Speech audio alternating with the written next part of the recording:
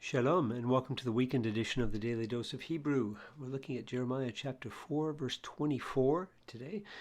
You may remember that in verses 23, 24, 25, and 26, we find a repetition of this very first word, raiti. I saw, I looked, I beheld. And what we're seeing in this passage is Jeremiah, in a vision, prophetic vision, is seeing the destruction that is coming upon God's people because of their sin. And the reference in verse 23 was especially to the earth being formless and void, and a reminder back to the time of the creation week in Genesis chapter 1. So what Jeremiah is seeing in these four verses is sort of the creation undoing itself because of the sin of the people. Very, very strong imagery that we're going to see. And that's going to be continued here in verse 24. Let's read the verse in Hebrew as we get started. Raiti hecharim vehine ro'ashim vekol hagevaot hitkalkalu.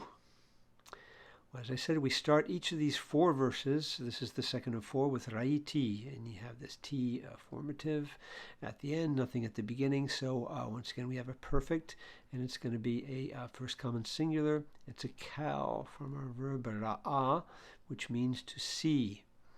And you find this primitive yod instead of the hey here, very common with three hey verbs. So I looked, or I saw. No direct object marker this time. We did in the previous verse, but here we don't. You don't always need one.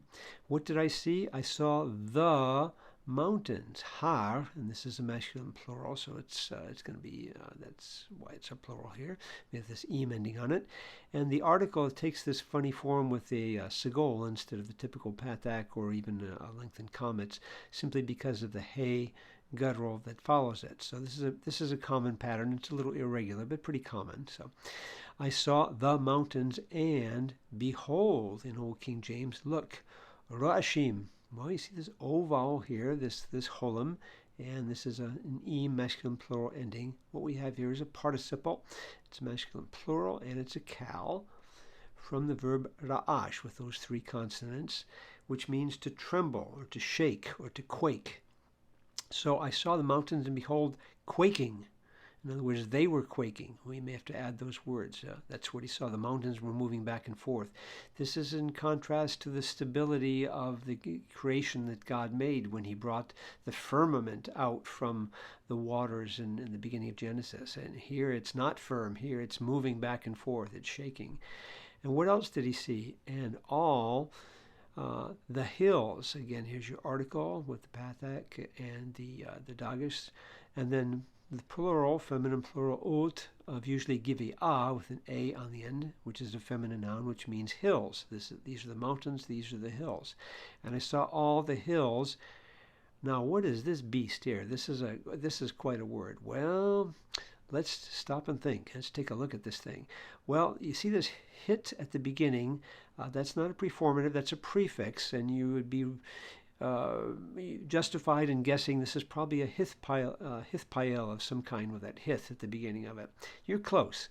Look at the u at the end. So we don't have a preformative, but we do have a prefix. We have an u at the end, come afformative. So this is going to be a perfect. It's going to be with the u, it's going to be a 3MP. And it's going to be a hith. You probably wouldn't know this, and I wouldn't either, unless I had to look it up, which I did. This is a hith pal pale. Well, it's a derived conjugation. It's from the hithpael family. It has the same idea of something that's reflexive. But it's actually from the verb kalal. Kalal, this is a kof here. And this is a geminate verb where the second and third consonants are repeated. And when you put one of these verbs in the hithpael conjugation or stem, it tends to actually repeat the first consonant with one of the two other ones, since these are identical. So this is why you have this other kof right here. You have a kof here and you have a kof here. So it's repeated kal kal. and it's a rare conjugation, but it is used in numerous places. This is the only time we find the hith pal pale of this verb.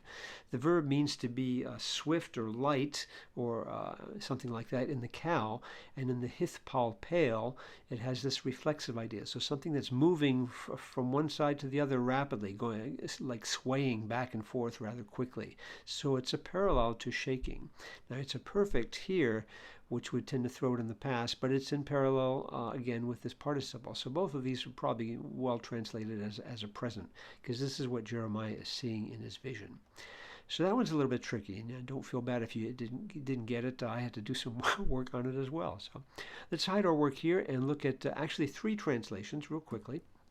First of all, in the Net Bible, I looked at the mountains. I beheld the mountains and saw, well, he's kind of repeating this I looked idea, saw what? Behold, that's where he gets the behold, the I saw, behold, shaking. And all the hills were swaying back and forth. Translating this as a present, even though it is a perfect swaying back and forth. That's a pretty good translation for this hith pal pale of kalal. Second one, in the New Living, which is also more of a paraphrase, I looked at the mountains and hills, and they trembled and shook. So they've taken these two and put them together as the subject, mountains and hills, not the subject, but the object of what I looked at, the mountains and hills, and they trembled and shook. So then taking these two verbs and putting those together. So they've rearranged the verse a little bit, but it still very much is the sense of what's going on there. And one that I thought was a little bit different, and I don't quite agree with it. This is the New American Bible, not the New American Standard, but the New American, which is a Catholic translation. I looked at the mountains, they were quaking. That's really good. And all the hills were crumbling. I didn't particularly like that for this verb over here. It's more the idea of swaying back and forth, shaking. Maybe because they're swaying back and forth and shaking, they're crumbling into pieces and falling down. If that's the idea, that probably is okay. But crumbling seems more the result of their shaking rather than a good translation of the word. But it does give you the picture of something is falling apart, and that's how Jeremiah is seeing this good creation that God has made is now falling apart because of the sin and the judgment which are coming upon it.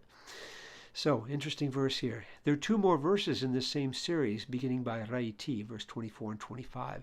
So check back with us soon as we continue working through on the weekend edition of the Daily Dose of Hebrew. Shalom.